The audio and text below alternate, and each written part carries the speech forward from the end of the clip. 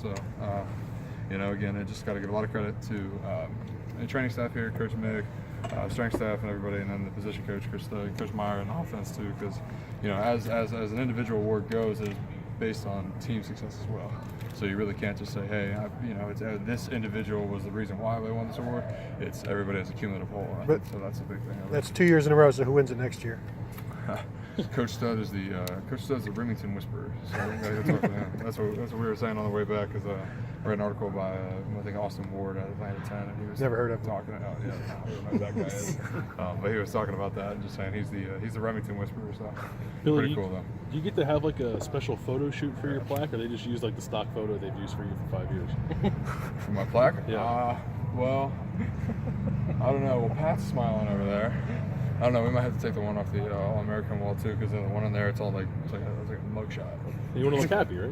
Hey man, that's pretty cool. So, all I know is when lacrosse and everybody's in here, I don't want my picture getting dinged by a ball or some sort. So maybe if I look pleasant, they won't be. Hey, let's not hit that guy. He's smiling in that picture. So, Billy, when you, I don't know how you watched the show Sunday and how you found out that you guys would not be going to the playoff. Can you go back through that, what it was like Sunday, come back off the high, winning a championship, come back, watch the show, and then how you mentally deal with it after? Can you just describe what Sunday was like? Yeah, I'll give you kind of the sequence of events, because the answer's not what you want to hear. So Saturday, obviously, big, huge win the Big Ten championship game. You're kind of sitting off that high of winning the championship, and something that we set a goal to do in the beginning of the season itself, and then kind of celebrating. It kind of sunk in for me. It was like, this is my last Big Ten game ever against a Big Ten opponent. And some of the guys that I've been, I've raised myself around, going against Wisconsin 3 of the 4 years, and then some of the other opponents that we have. So then I got on the plane and didn't get back until 4 a.m. in my apartment. So I slept right through it. I didn't see any of it until I woke up. I woke up about 1:30, 2 o'clock, and I was like, oh, okay. Let's go, and then ended up ate something and then fell back asleep, and then woke up after, I think it was like around 4 or something, and then I checked my phone, and so I was like, oh, okay, so we're playing USC and we're playing at Dallas, and okay, let's go do it. And then at that point I got to see Chris Worley's comments, JT's comments and whatnot. Those championship games, they take a lot out of you, and I told Jerry the night before, I said, listen man, I'm not going to be able to come in for the media day. I knew I was exhausted. I knew, again, everything that we prepared for going to the Big Ten championship game and the respect to Wisconsin itself. So I was actually asleep. So you didn't really have that experience of being all excited and then having a letdown and then getting to be like. No, and again, and I had a couple people ask me about the question out there, and in the social sections out there, we had to do reports out there in Atlanta, and it's, again, you got to make sure your attention to every single detail when you're playing in the Big Ten. Again, it's just like basketball. Football is, you got one shot against a guy and you got 5 days to prepare, 6 days to prepare for somebody, and then you get their best shot. So we walk in, obviously, as we kind of look back on things, it's Oklahoma was a hiccup, and again then Iowa was another hiccup again, and I think that you prepare one time for opponent, and you can't take them lightly, and you got to go in and 9 units strong and just go in there and give them a shot. And we slipped up, and that's what I think. It kind of wasn't that necessarily that, oh my God, life-changing type thing. Again, I've been to the college football playoffs almost as many times as I've been to the Big Ten championship. So again, you're just blessed for any opportunity that you have to get into it. And again, you represent the Big Ten as best as possible. So when we go out and we go play the Pac-12 champion against USC out there in Dallas, which has become a second home to us essentially now, that in Arizona for us. But we're looking forward to playing USC. Billy, does the fact that you personally already have a national championship ring help soften the blow at all of not making it this year? Yeah, I guess. Again, I've been to the highs. I've been in all those situations. As a young man, a 19-year-old there at that time, 19 or 20, I think it was, whatever. But irregardless, yeah, you could say that. I've been there. Again, I'm just excited. I get another opportunity to go play again and represent the Big Ten again with the guys that I'll never have this combination again. We say that after every season, but again, being kind of that fifth year, that senior season, again, I got special bonds with my O-line guys right now, with JT, with J.K. Dobbins, with Mike Weber, and some of the receivers that you can't go wrong with it. So I'm excited just to be out there playing again. Coach Meyer said you're the chairman of the ring, the Big Ten championship ring. Are you getting a lot of feedback from your teammates on what they want? It's about to be massive. It's about to be massive. There's a couple other words for it, but it's about to be massive. Hey, Billy, there's been like a recent trend last couple of years in college football with guys or big time NFL prospects skipping the bowl game. Have you guys talked about that as players? And do you think Not anybody? a chance. Not a absolute not a chance. I think that the brotherhood on this team, and even in years past, Ezekiel Elliott came out and spoke about that too, and said, if anybody were to sit out of a game after you play at Ohio State, there's something in a character that maybe I don't know if you belong here if you sit out of a game, and I truly stand by that, because again, the brotherhood and the tradition of excellence that we have here and the love that we have for this team, offense, defense, no matter what position you play, no matter where you come from, no matter white, black, Asian, Polynesian, whatever the case is, the love for one another is, it's real, and so I don't think any of my guys will sit out, whether that be offense, defense, and again, I can speak for the whole team. Do you understand why, though, someone might want to do that? Because Yeah, other programs have strong bonds too, and it's just like a business decision for some guys. Yeah, it's a personal decision. I can't speak on behalf of them. I know my boys are chomping at the bit to go play another game and to play together, and not just be individuals, play as a team, and just go out there and have fun and just hopefully go beat USC. Billy, does the fact that you're playing, in terms of college football, you get these name brands. Ohio State's certainly one of them. Right. USC's certainly one of them. Absolutely. The fact that when you found out who you were playing, the fact that it was them, did it immediately get your attention? Because Sam Darnold's a household name. Was it that kind of a thing for you? Yeah, again, you have two tradition-rich programs. They're extremely rich. And I think that the series, I saw a couple of statistics of it. USC leads the series itself, and so you have a rich tradition playing USC itself. And seeing Sam Darnold and all his draft hype and all the accolades that he's been able to collect and the recognition he's been able to. But again, and I know somebody on the USC side. I had a kid, and I was at the Nike internship. Met one of the counselors. His name's Teo. Excuse me. He's number 50. He's a left tackle for him. So again, it's kind of, and I said this in Atlanta too. College football connects you with so many different people, and from the Pac-12 to the Big Ten to the Big 12, wherever you're at. So it's going to be special for us. Again, representing the Big Ten, and that's what we're looking forward to. Billy, you were teammates with Ryan Shazier in 2013. Just wondering if you had a chance to be in touch with him at all this week? No, I didn't have that special bond with Ryan. Ryan was a defensive guy. I got to go against him in 2013 in my redshirt year, so I had a lot more contact with him. So, but yeah, 2014 he was gone. Actually, yeah, he was gone. So, but 2013 I got going against the scout team. When you see something like what happened with him on Monday, what kind of goes through your mind? Does it give you second thoughts at all? No, I wouldn't say it gives me second thoughts, but again, football is a one play of career. It'll change your life in a career, and change your career, change your family standings, whatever the case may be. So again, you got to make sure you protect yourself, and not to say that Ryan did anything wrong or he had bad technique or whatever the case is, but I know head injuries and the safety precautions that are being taken in the NFL, it's serious right now because you've got grown men who are going to take your head off. And again, I saw Mike Mitchell's comments from the Pittsburgh Steelers. He's right. Again, you signed up for this. You stepped on this field, and to say that, hey, I'm aware of those things, and I'm to protect myself. So, and it's a two-part way. Again, he made a comment about Andy Dalton making the throw, and again, it's a two-way street. Again, you got to protect yourself. So. Does that kind of go into this when you're saying, you want to appreciate every opportunity and you want to appreciate every game? Does that kind of go into it, knowing that it could end at any time? Yeah, and especially you see moments, especially hit home for Ohio State here, having Ryan Shazier and the catastrophic injury that happened with him.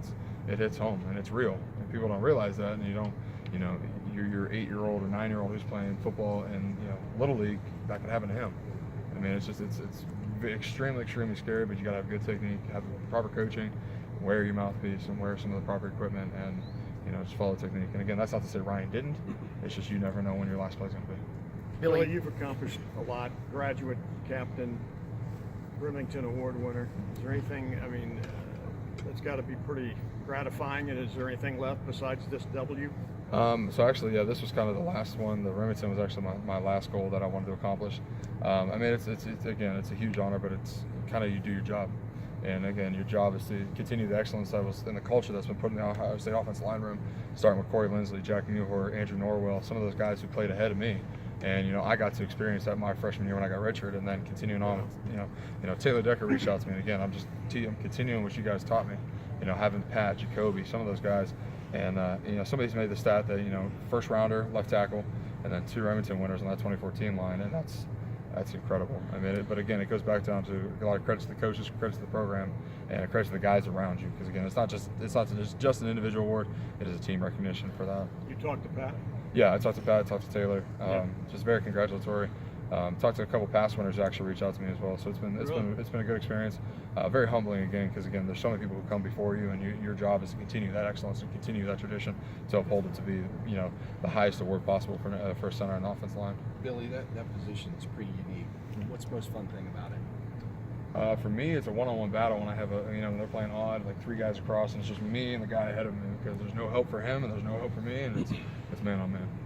I was going to ask you what the hardest hell thing about it is too, but maybe you just answered that. Yeah, again, you have no help, and again, I think it's with the coaching game plan as well. They'll put you in positions and say, okay, I have enough confidence. You and the offense has enough confidence in you that we know you can get that block. So it's just a good feeling having that. Billy, you said that you're obviously excited for this game coming up as well as your teammates. Have you guys kind of had a chance to really look into the history behind the game, and especially the last several games that Ohio State's played against USC? Well, as I just mentioned, the statistics, I know that the USC leads the series. This past couple of days has kind of been a whirlwind for myself individually. And I know we're in finals right now too, so our guys got a premium making sure passing classes, being eligible, and I'm sure that point right now, because we're in phase 1 of like our bowl prep itself, so we're really not too concerned about and watching film and breaking down things on USC. But again, to respect the opponent, understand what we're getting ourselves into, what they're getting into, and just appreciating the moment itself. Well, and just knowing that Ohio State hasn't beaten USC since the '74 Rose Bowl, if I say something like that, what does that make you think, and how does it make you feel? I mean, it's a challenge. It is a challenge, and again, it's once we get more time into it, once we get to be able to watch more film, understand the tendencies, I'm sure that'll probably kick a little bit bigger fire in my stomach, and then I'll probably give you a better response.